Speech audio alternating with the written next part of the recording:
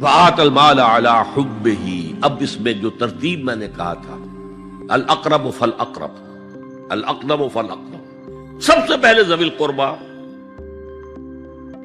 اور اس میں اکثر و بیشتر ہم سے کوتاہی ہوتی ہے۔ دور دراز کے لوگوں کے ساتھ نیکی ہو رہی ہے، سگے بھائی کی بیوہ اور یتیم بچے جو ہیں وہ محروم ہیں، انہوں نے اس وقت یہ کر دیا تھا، یہ کر دیا تھا۔ ظاہر بات ہے کہ رشتہ داروں سے تو شکایتیں ہوتی ہیں، یہ تو ہمیشہ ہمارے مخالف رہے ہیں جی، ان کی ہم کیسے مدد کریں؟ اگر تو اللہ کے لیے دینا ہے تو پہلا حق ان کا ہے۔ من احب للہ وابغض للہ واعطى للہ ومنع للہ، اللہ کے لیے دیا ہے اگر تو اپنے اس نفس کے جو انتقام کا جذبہ ہے اس کو کچلو، اور جس کا سب سے پہلا حق ہے اس کو پہنچاؤ، حق بحقدار رسید۔ ذوی القربى والیتامى، جو بے سہارا رہ گئے، باپ کا سایہ نہ رہا، والمساکین، مساکین کسے کہتے ہیں؟ مسکنت کہتے ہیں کم ہمتی۔ آپ کو معلوم ہے آج کل ایک مرض کہلاتا ہے نیورستھینیا، آدمی دیکھنے میں ہٹا کٹا ہے، صحت مند ہے، لیکن اندر سے اس کی کوئی ہمت ایسے جواب دے گئی ہے کچھ کر ہی نہیں سکتا، وہ ہے مسکین۔ اسی لیے جو فرمایا گیا یہودیوں کے لیے ضربت علیہم الذلۃ والمسکنہ، ذلت کے معنی بھی کمزوری، اور مسکنت کم ہمت، ہی ہمت ختم ہو گئی۔ تو جو اپنے پاؤں پر نہیں کھڑا رہ سکتا اس وجہ سے کہ اس میں وہ ہمت کم ہو گئی، وہ بھی مستحق ہے۔ وابن السبیل، اور مسافر۔ پرانے زمانے میں آپ کو معلوم ہے نہ سرائیں تھیں، نہ کچھ اور تھا، نہ ہوٹل تھے، پھر اگر کہیں راستے میں چوری ہو گئی، ڈاکہ پڑ گیا، تو آدمی جو ہے گھر میں خود ہے، کفیل ہے، اچھا ہے۔ اس وقت کی حالت ایسی ہو گئی۔ ہمارے ہاں بیگرز نے اسی کو ایک بہت بڑا بہانہ بنایا ہوا، جی میں آیا تھا وہاں سے اور یہاں سے، اور میری جیب کٹ گئی، سب کچھ چلا گیا، اب مجھے واپس جانے کے لیے کرایہ چاہیے۔ اکثر و بیشتر جھوٹے کیسز ہوتے ہیں۔ اگر آپ کسی کو پکڑ لیں اور ساتھ لے کر کہیں تحقیق کراؤ تو وہ بھاگ جائے گا، پھر نہیں آئے گا اس مسجد میں۔ لیکن یہ کہ ابن السبیل، یہ بھی ایک کھاتا ہے۔ والسائلین، یہ ذرا تفصیل طلب معاملہ ہے۔ اسلام کی تعلیم بڑی متوازن ہے۔ ایک طرف سوال کی مذمت ہے، مت اپنا دستے سوال دراز کرو کسی کے سامنے۔ جو شخص ہاتھ پھیلاتا ہے مانگنے کے لیے، وہ اپنی عزت نفس کو ہتھیلی پر رکھ کر آپ کے سامنے پیش کر رہا ہے،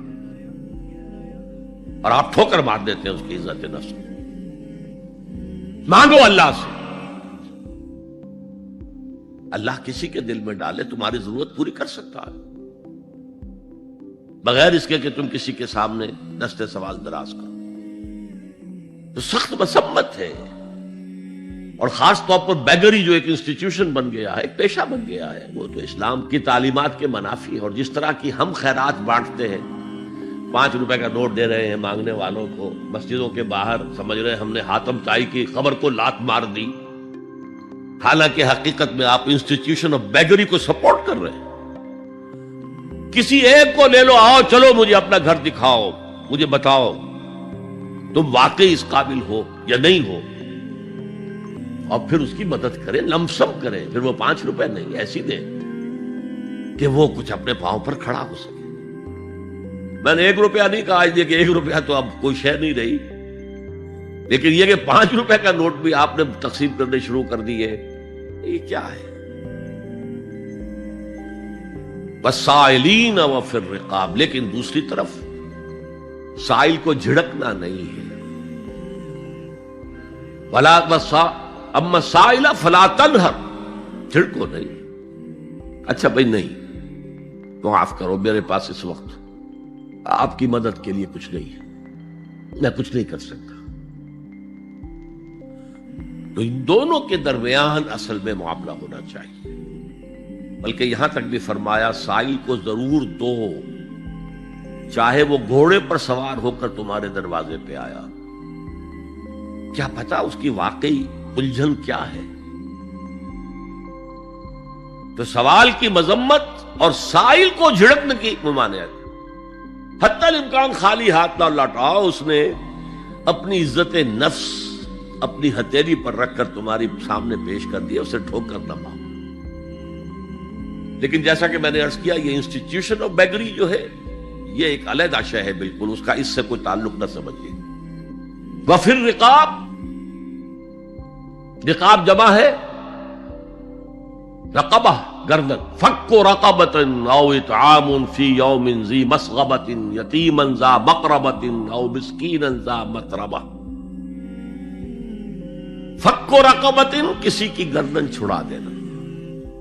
اس وقت سب سے بڑی ایپلیکیشن اس کی تھی غلاموں کو، کنیزوں کو اپنے پیسے سے خرید کر آزاد کر لینا.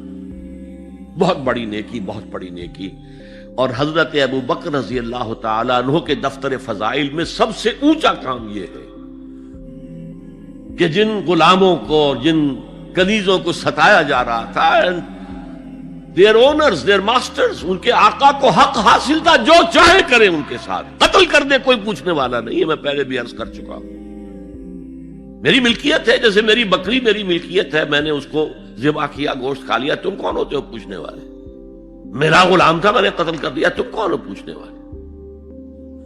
ان کو حضرت ابو بکر نے خرید کر آزاد کیا اور منہ مانگے دام دیے. حضرت بلال کے لیے امیہ ابن خلف نے اتنی بڑی رقم مانگی، حضرت ابو بکر نے کہا ٹھیک ہے لو.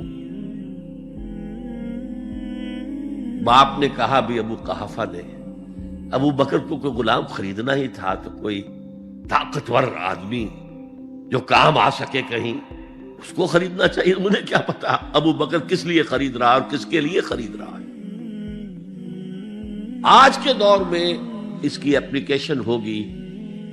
کوئی شخص جو ہے اگر قرض میں اس طرح جکڑا جائے کہ لاکھ ہاتھ پاؤں مارے نکل نہیں سکتا، اس کو کوئی لمپ سم مدد دے کر اس قابل کیا جائے کہ وہ پھر اپنے پاؤں پر کھڑا ہو جائے. یہ نہیں کہ اسے آپ ہر مہینے کچھ رقم دیتے رہے مینٹیننس کے لیے، نہیں، اس سے تو وہ اسی پوزیشن میں رہے گا. یہ بعض مائنورٹی کمیونٹیز کے اندر یہ معاملہ موجود ہے. کوئی بھائی اگر گر گیا ہے کاروبار میں تو اس کی پھر ایسی مدد کی جائے کہ وہ پھر آپ کی صف میں آ کر کھڑا ہو جائے. Respectable members of your community وہ اس شکل میں پہنچ جائے. یہ بھی فک و رقبۃ اس کی ذیل میں آج کل آئے گا.